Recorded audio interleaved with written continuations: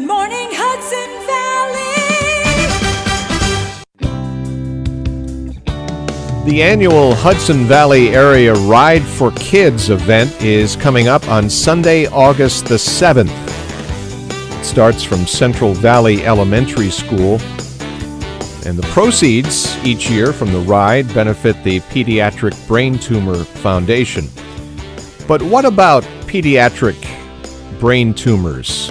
How common are they, and how are they treated? Well, I have on the line with me Dr. James H. Garvin. He is a pediatric oncologist. He practices at Columbia Presbyterian Hospital in New York City. And Dr. Garvin, good morning, and welcome to Good Morning Hudson Valley. Good morning to you, Bruce. I appreciate your having me on. Now, how common is the problem of these brain tumors in children? Can you give us some numbers? More common than people might think. Every day, 11 children are diagnosed with a brain tumor in the United States, and unfortunately, we can't cure them all. 4 of them may not even live for 5 years. I would imagine that this is where the research comes in. You're right. There have been a lot of advances, especially in surgical procedures, but what we really need to find out is the causes of these different brain tumors, and then you need to focus research on developing new medications to improve the survival rate.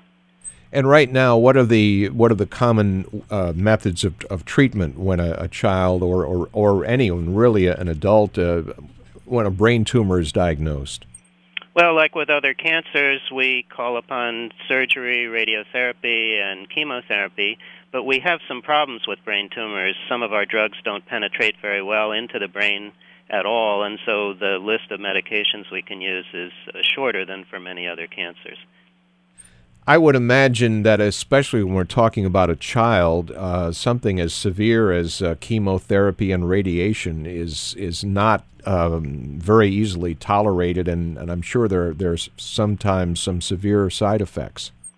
I think many of your listeners know that these kind of treatments are tough enough for adults, and when it comes to kids who don't even comprehend their illness, the treatment's probably twice as hard. Now, how can, we talked about this ride for kids coming up, how can people help out? Well, it's a great event. The first thing to say is this is a very important source of funding for research. Everybody's heard about government cutbacks, the federal grants for research. This organization is the leader for non-governmental support, and that's where they're really carrying the ball to make this happen.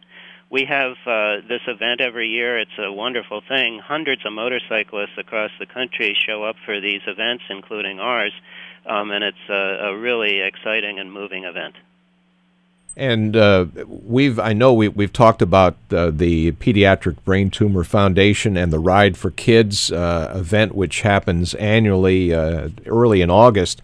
As we mentioned, this year's event is coming up Sunday, August 7th. And each year, these motorcyclists in fairly large number turn out to help you out.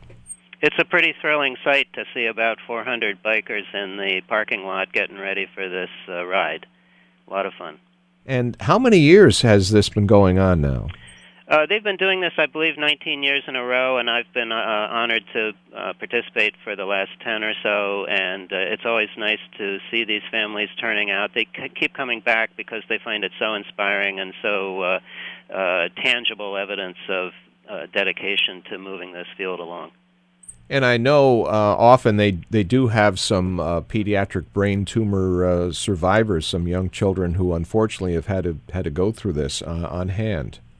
Yeah, we get the kids to come out for this. It always sounds a little unusual for a pediatrician to be recommending a motorcycle ride, but it's very well organized. The police are wonderful with the trip through this Hudson Valley region, which is always gorgeous, and we've never had problems, and it's just a memorable event for the kids, so everybody gets something positive out of it.